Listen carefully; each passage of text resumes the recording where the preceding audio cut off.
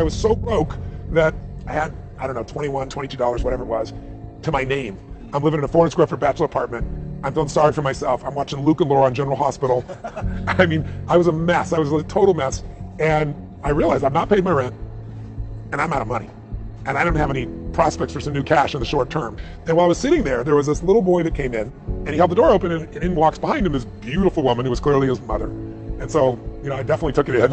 And then he sat down, he pulled out the chair for her, and he was just so attentive to his mother, and he was just so with her that honestly I was moved.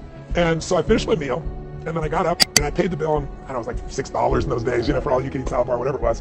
And so I had whatever's left, $17, $18, $19. And I walked over to this little boy before I left, and I said, hi, and I introduced myself. I said, I'm Tony, and he told me his name was Paul or whatever it was. I don't remember his name. This little boy. I said, Paul, I said, you are a class act. I said, I saw I held the door open for your woman. I saw how you pulled up the chair for her. I said, taking her out to lunch like that, that is really cool. And he goes, well, she's my mom. Right. And I said, that's even more cool. And I said, taking her to lunch. He goes, well, I didn't take her to lunch. He goes, I'm 9 years old. I don't have a job yet. And I said, yes, you are taking her to lunch. And I reached in my pocket and I took all the money I had left, whatever it was, $17, $18, $19, and I dropped it in front of him. I had no plan to do this. It wasn't like manufactured. I wasn't trying to impress this woman.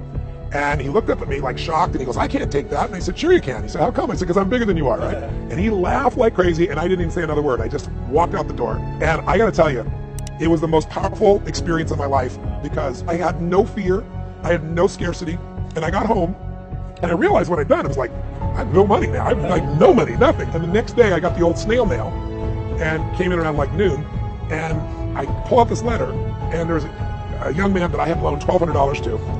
And he had not paid me back, and I was desperate for cash. I probably called him 10 times trying to track him down, not a single response, and I was so hurt and pissed. And here's the letter from this guy saying, I'm really sorry. I know you've been trying to reach me. I've been avoiding you, and here's the money you owe, and I'm going to give you some interest as well. So I got, at that point, that was like more money than anything. And so once again, I'm sitting there, tears going down my face. I'm an emotional character.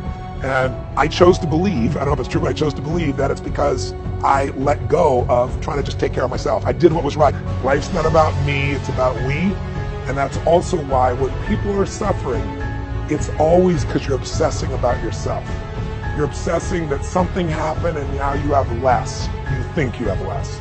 Or something happened and you've lost something, lost love, lost money, lost significance, lost attention, lost something. When you get that all suffering is obsession with self, you can snap out of it, and all you have to do is stop expecting and start appreciating. If you're going to wait till you think you have something, you're never going to have something of any size or scope. There's something inside the human psyche that when you do what's right and you get outside of yourself, there's something that'll click for you. So it's a long way of saying when you have nothing is when you need to give.